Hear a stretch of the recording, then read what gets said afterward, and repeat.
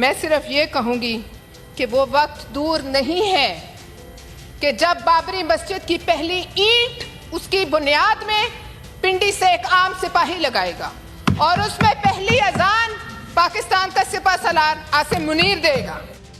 वाह दीदी वाह, इसी को कहते हैं कि घर में नहीं खाने, अम्मा चली भुनाने।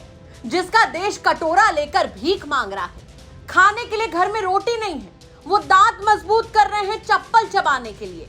ये है पाकिस्तान की सांसद पलवशा मोहम्मद जई खान। खान साहिबा ने पाकिस्तानी संसद में बयान देते हुए कहा कि बाबरी मस्जिद के पुनर्निर्माण की पहली ईंट पाकिस्तानी सेना के जवान रखेंगे और पहली अजान Pakistan army chief general Asim Munir देंगे।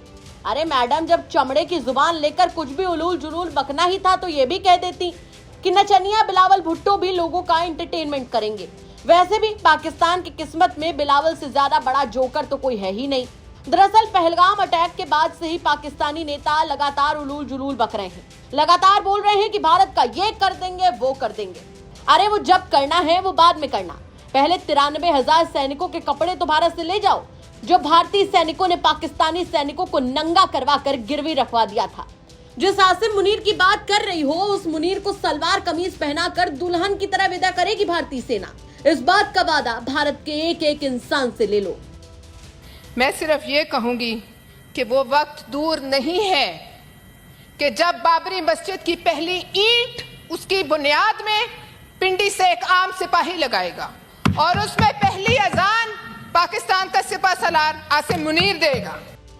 बता दें कि पहलगाम आतंकी हमले के बाद से भारत लगातार सख्त कदम उठा रहा है। भारत के सख्त तेवर को देखकर पाकिस्तान बौखलाया हुआ है। आलम यह है कि सीमा पर पाकिस्तान लगातार अपने जवानों की तैनाती बढ़ा रहा है। पाकिस्तान के मंत्री लगातार गीदड़ भभकी दिखा रहे हैं जिनका भारत पर कोई असर ही नहीं हो रहा है। जम्मू कश्मीर के पहलगाम में आतंकी हमले की घटना के बाद अमेरिका के विदेश मंत्री मार्को रूबियो ने विदेश मंत्री एस जयशंकर के साथ फोन पर बातचीत की और कहा कि उनका देश आतंकवाद से मुकाबला करने में भारत के साथ सहयोग के लिए प्रतिबद्ध है।